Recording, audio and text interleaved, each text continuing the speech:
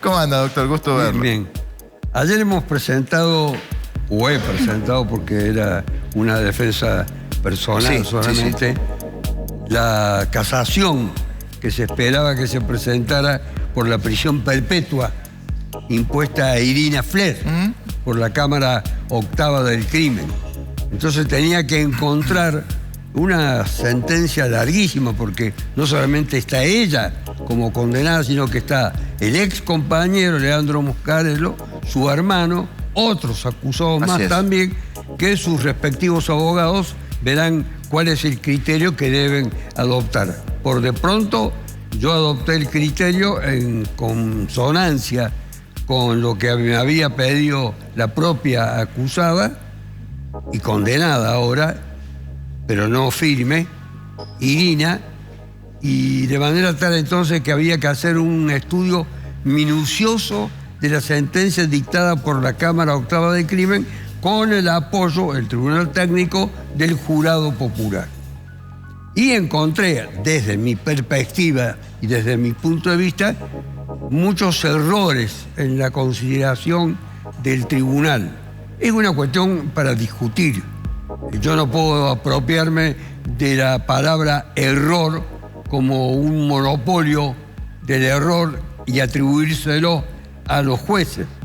Pero digo que desde mi perspectiva hay un punto central y a ese me he dedicado. No he ingresado a la cuestión de discutir todas las pruebas que fueron incorporadas, la pericia psicológica, la pericia psiquiátrica, los testimonios de la familia Fler y todos los otros elementos que fueron reunidos a lo largo de una serie de audiencias, en el que ella fue un factor impactante en el desarrollo de ese juicio, porque lloró muchas veces. No creo que lo hiciera por simulación ni por una puesta en escena, sino que incluso la primera vez que lo hizo de una manera intensa fue cuando vio la imagen del padre reproducida en las imágenes de la cámara, estando en consonancia uno de los aspectos centrales, que era ver cómo había sido, cómo había quedado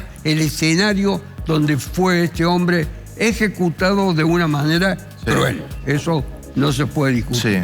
Lo que sostenemos, o sostengo, que ella no tiene, es, para que se entienda, primero fue acusada como coautora, es decir, cuando hay varios autores en la ejecución de un hecho con distintos roles, con distintos papeles, con distintas actividades, todos con la misma representación y gravedad y consecuentemente la misma pena en el caso de ser condenado. Coautores. Luego en la audiencia el fiscal de la Cámara sacó esa coautoría y dijo que era instigadora. Una cosa que tiene la misma pena que el coautor, pero es distinta la significación. La misma palabra lo está diciendo, que no ha intervenido en ningún acto ejecutivo, pero lo ha instigado. ¿Sería lo mismo que autora ideológica?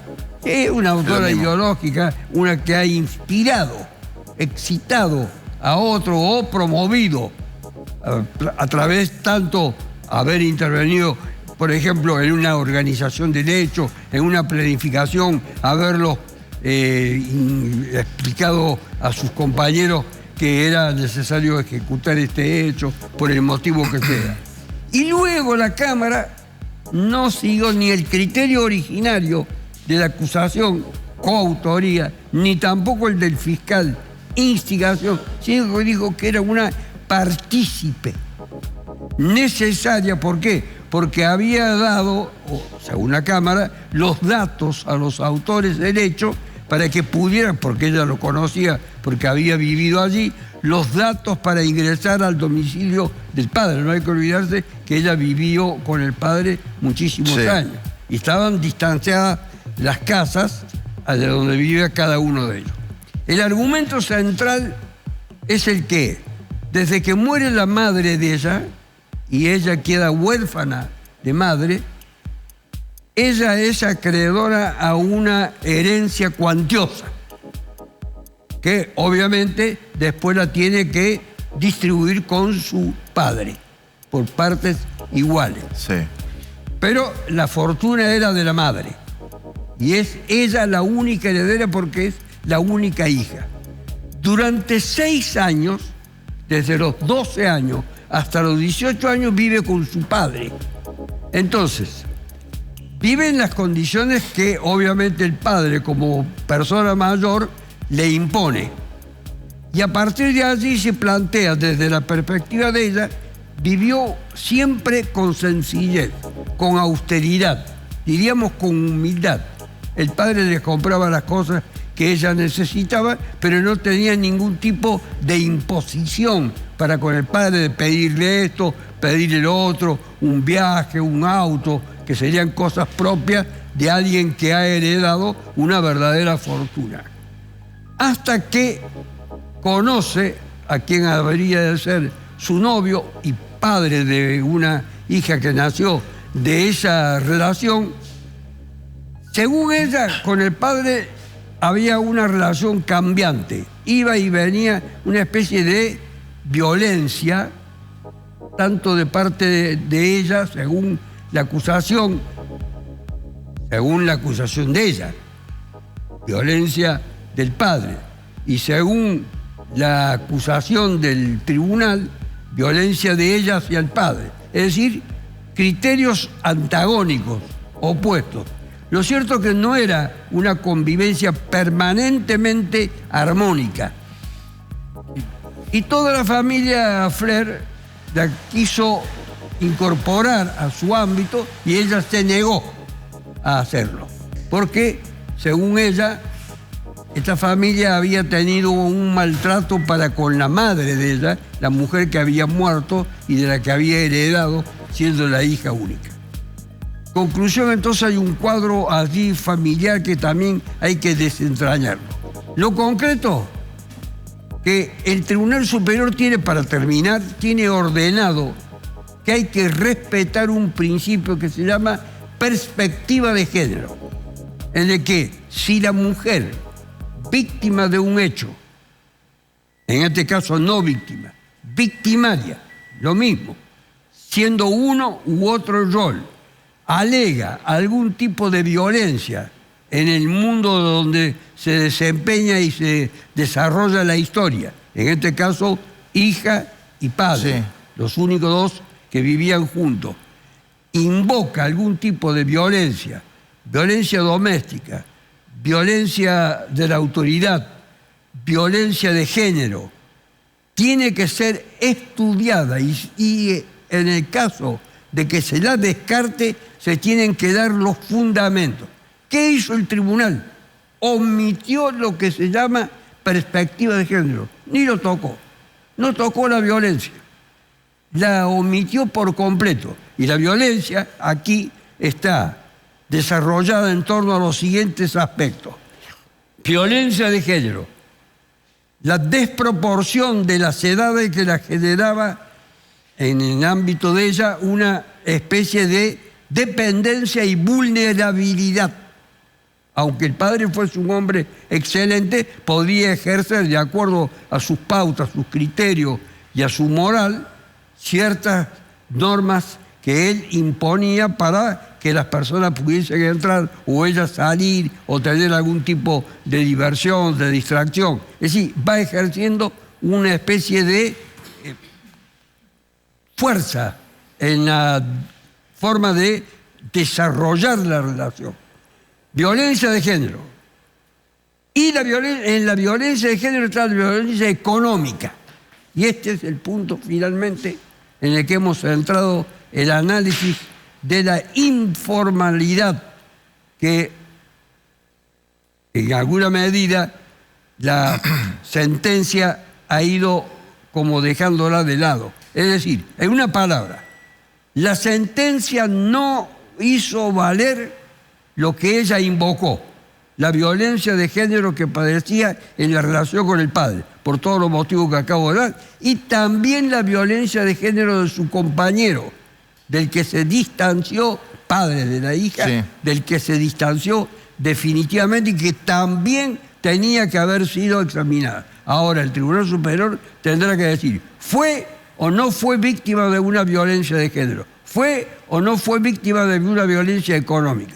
Si es así, tiene que anular la sentencia y ordenar un nuevo juicio. Eso es lo que se ha pedido. Doctor, muy cortito, corresponde que le pregunte, a usted le consta, lo he seguido de cerca al caso, además le hemos Usted que el mal lo conoce. A Irina Fler en la cárcel, y usted obviamente, entiendo su rol también como abogado defensor, está cumpliendo con su parte y obviamente está dando esos argumentos. Ahora, en lo que pudimos escuchar en las audiencias, era prácticamente, fue, yo diría, unánime los testimonios acerca del comportamiento que ella supuestamente tenía para con su padre, dejando de lado esa cuestión de que su padre la podría haber llegado a maltratar a ella, y que al contrario, el papá le daba todo y satisfacía todos los vicios, hasta se pusieron ejemplos de que cuando quería, no sé, un medicamento, una pintura de uñas o hasta, no sé, algún anticonceptivo, lo obligaron al padre a ir a altísimas horas de la noche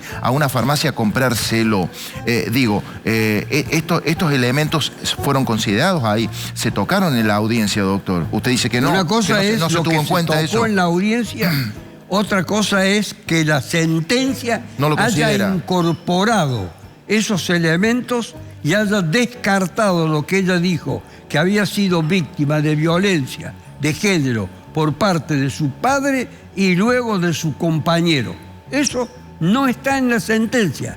Tiene que ser analizado minuciosamente y descartado con argumentos. La sentencia, a mi entender, eso no. Está bien, por eso. Por eso no lo ha hecho. Por eso Usted ha señalado correctamente lo que se escuchó en la audiencia. Pero todo eso se tiene que valorar en un documento que es la sentencia. Ajá. El documento donde se registra, y además está todo grabado. Está bien, sí, queda claro. Bien, y cuando habla usted de violencia económica... Pero la violencia no es...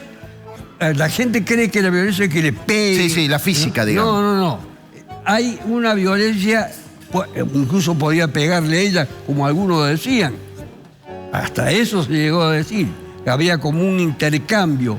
Él impuso reglas de conducta y aparentemente la chica en algún momento era indisciplinada.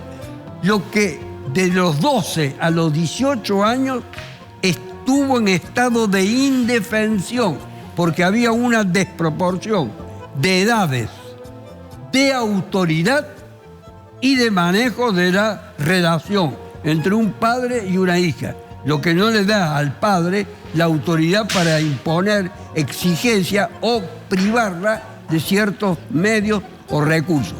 No se olvide que ella era la dueña de la mitad de una fortuna importante que fue la heredada de su madre, de la que con quien había tenido un gran vínculo.